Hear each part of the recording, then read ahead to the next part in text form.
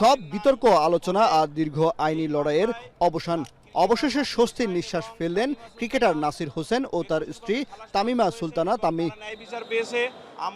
আগের স্বামীকে ডিভোর্স না দিয়ে বিয়ে করার যে অভিযোগ তার বিরুদ্ধে আনা হয়েছিল তা প্রমাণ হয়নি আদালতে।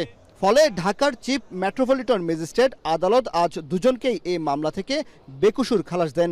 ক্রিকেটার নাসির হোসেনের বিরুদ্ধে আনিত বেবিচার ও প্রলুব্ধ করার অভিযোগ প্রমাণিত হয়নি এবং নিরঙ্কুশভাবে তারা প্রমাণিত হয়নি জন্য খালাস দিয়েছেন।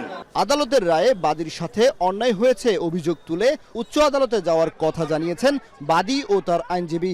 আমি মনে করি অপরাধীদেরকে ছেড়ে দেওয়া বাদীর সাথে অন্যায় করার শামিল। শুধু এই জন্য আমরা এই পরিপ্রেক্ষিতে আমরা অপেক্ষা করছি এই মামলার যখনই লিখিত রায় বের হবে তখনই তার বিপক্ষে তার বিরুদ্ধে আমরা উচ্চ আদালতে আপিল করব। আমরা এত এভিডেন্স জমা দিচ্ছি, তারপরে আমাদের সাথে পিবিআর রেকর্ড ছিল, তারপরে যদি এরপরও যদি ন্যায় বিচার বাংলাদেশে না পাওয়া যায় তাহলে আর কোথায় পাওয়া যাবে?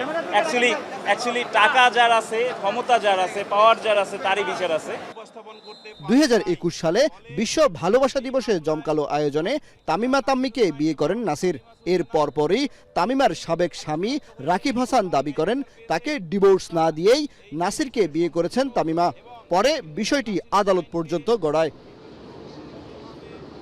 কামরুল হাসান জনি, এখন, ঢাকা।